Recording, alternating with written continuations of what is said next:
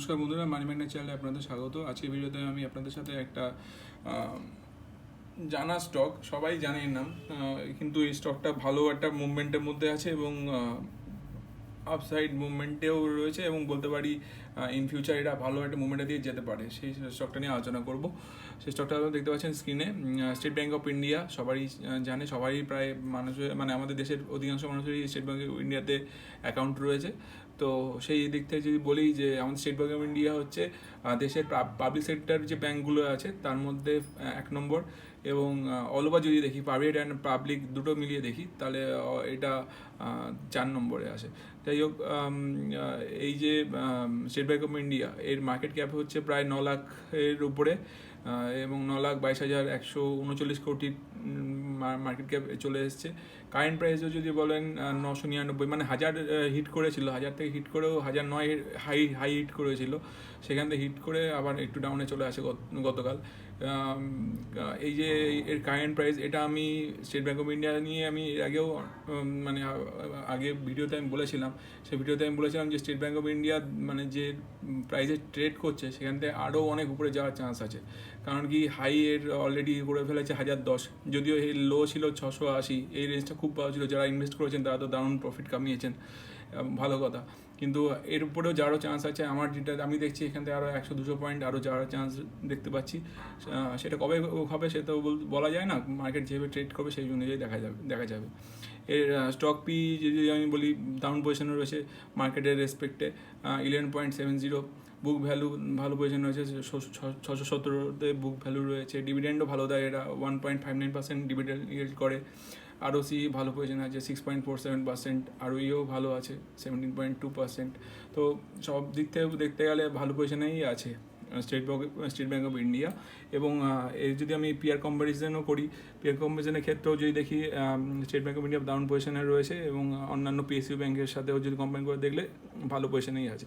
আর সবচেয়ে বেশি যদি বলেন আইওবি, এখানে সবচেয়ে বেশি আছে পি রেশিওতে। সেটা ম্যাটার করে না, কারণ কি State Bank of India market ক্যাপও সবচেয়ে বড় সব ব্যাংকের তুলনায়।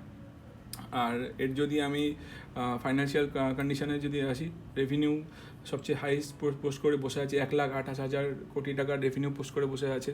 এক্সপেন্সও বেড়েছে, যেমন কোম্পানি বড় হয়েছে তেমন এর এক্সপেন্সও, ব্যাংক বড় হয়েছে এক্সপেন্সও বেড়েছে।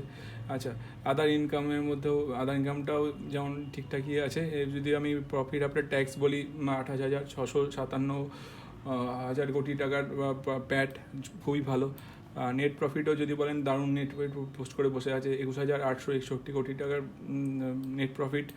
আর ইপিএসও ভালো করেছে 22.90। আর এবার যদি আমি সিএজি বা অন্যান্য পার্টটা দেখি, যেমন শেয়ার হোল্ডার প্যাটার্নে যদি একবার দেখে নিই আপনাদের, পাবলিক সেক্টরেও 7.13, এখানে আরও স্কোপ আছে বাড়ার। ডিআই তো ক্রমে দিনে দিনে কিনে মানে বাড়াচ্ছে, এদের স্টক পার্সেন্টেজ 27.65, এবং 23 থেকে বাড়তে 28%-এ চলে এসেছে। এফআইএও দিনে দিনে বাড়াচ্ছে, যদি একটু ডাউনে এসছে কিছু না, এটা ঠিকই আছে, ম্যানেজেবল পজিশনেই আছে।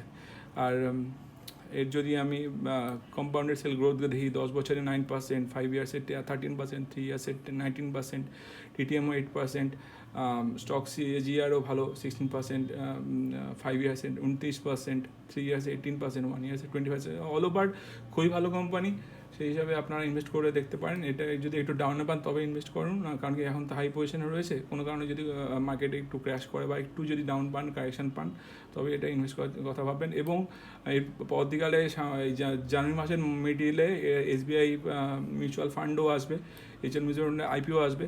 সেই আইপিওতে আপনারা যখন অ্যাপ্লাই করবেন তখন আপনাদের কাছে একটা শেয়ার হোল্ডার কোটাও থাকবে, সেখানে স্টেট ব্যাঙ্ক অফ ইন্ডিয়ার একটা শেয়ার আপনাদের কাছে থাকতে হবে যদি আপনারা অ্যাপ্লাই করতে চান শেয়ার হোল্ডার কোটাতে। সেই জন্য আপনারা যা চান তারাও এখানে বাই করতে পারেন, যা আইপিওটাতে অ্যাপ্লাই করতে চান ভবিষ্যতের জন্য। যাই হোক, এই ভিডিওটা এই পর্যন্তই। আপনাদের সাথে এই ইনফরমেশন শেয়ার করার জন্য এই ভিডিওটা বানানো।